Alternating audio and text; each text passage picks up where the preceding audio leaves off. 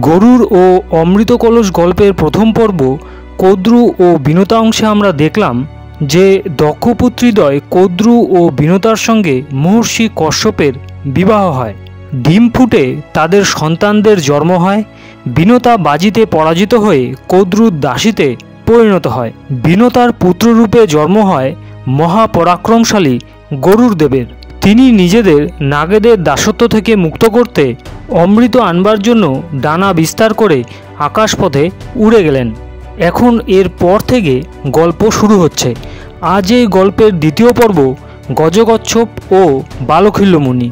ভিডিওটি ভালো লাগলে লাইক, কমেন্ট ও শেয়ার করতে ভুলবেন না। আর চ্যানেলে নতুন হয়ে থাকলে চ্যানেলটিকে সাবস্ক্রাইব করে আমার পাশে থাকবেন, কারণ এ ধরনের কন্টেন্ট তৈরির ক্ষেত্রে আপনাদের সহযোগিতা একান্তই কাম্য। তাহলে চলুন শুরু করা যাক। কিছুটা দূর উড়ে যেতেই তিনি তার পিতা মহর্ষি কশ্যপকে দেখতে পেলেন। নিজের পুত্রকে দেখে মহর্ষি কশ্যপ সন্তানের কুশল জিজ্ঞাসা করে বললেন, এই মর্তলোকে তুমি পর্যাপ্ত আহার পাচ্ছ তো? গরুর বললেন, পিতা, আমার মাতা ও ভাই দুজনেই কুশলে আছেন, কিন্তু মর্তলোকে আমার পর্যাপ্ত আহার জুটছে না। নাগেরা আমাকে অমৃত আনবার জন্য পাঠিয়েছে। আমি মাকে দাসত্ব থেকে মুক্ত করবার জন্য আজই তা আনব। অতএব হে ভগবান, আমাকে এমন কোনো খাদ্যদ্রব্যের সন্ধান দিন যা আহার করে আমি অমৃত আনতে সমর্থ হব।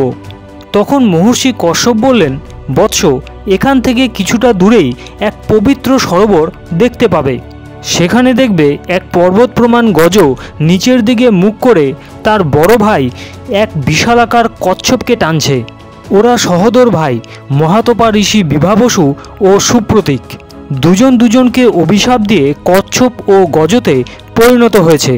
তুমি ওদের ভোজন রূপে গ্রহণ করো, তাহলে ওরা উদ্ধার পাবে আর তোমারও ক্ষুধা নিবারণ হবে। তারপর তুমি অমৃত আহরণ করো। পিতার আশীর্বাদ নিয়ে গরুরদেব সেখান থেকে প্রস্থান করলেন। কিছু দূর যেতেই তিনি একটি নির্মল জলপূর্ণ সরোবর দেখতে পেলেন। দেখলেন সেই সরোবরে এক হাতি আর এক কচ্ছপ সংঘর্ষরত অবস্থায় রয়েছে। তখন গরুরদেব কি করলেন, এক নখে গজ ও এক নখে কচ্ছপকে নিয়ে আকাশপথে উড়ে চললেন। যেতে যেতে অলম্ব নামক এক তীর্থের কাছাকাছি এসে উপস্থিত হলেন। সেখানে কিছু বৃক্ষমণ্ডলী দেখতে পেয়ে তাদের ওপর বসতে গেলেন। এতে সেই বৃক্ষগুলি শাখা ভাঙার ভয়ে কাঁপতে লাগলো।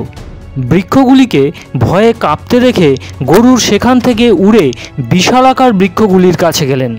তাদের মধ্যে এক অতি উচ্চ বটবৃক্ষ পক্ষীরাজ গরুরকে আসতে দেখে বললেন, হে পক্ষীরাজ, আপনি আমার এই শতযোজন বিস্তীর্ণ প্রকাণ্ড শাখার উপর বসে গজকচ্ছপ ভক্ষণ করুন। পর্বত প্রমাণ গরুরদেব সেই বৃক্ষ শাখায় বসামাত্র তা ভেঙে গেল। বৃক্ষের শাখা ভেঙে গরুরদেব বিস্ফারিত নেত্রে বিস্ময়ের সহিত এদিক ওদিক দেখতে লাগলেন। তখনই তিনি দেখতে পেলেন যে তপপরায়ণ বালখিল্য ঋষিগণ অধশিরে লম্বমান হয়ে বৃক্ষ শাখায় তপস্যা করছেন। এই দেখে গরুরদেব ভয় পেলেন। তিনি মনে মনে ভাবলেন, এই শাখা ভূপৃষ্ঠে পতিত হলে ঋষিগণের প্রাণনাশ হবে। তিনি কি করলেন, গজকচ্ছপকে নখ দিয়ে শক্ত করে ধরলেন এবং চঞ্চুপুর দিয়ে অতি বিশাল শাখাটিকে ধরে বায়ুবেগে উড়ে চললেন। মহর্ষিগণ গরুরের এই অলৌকিক কাণ্ড দেখে বিস্মিত হয়ে তার নামকরণ করলেন।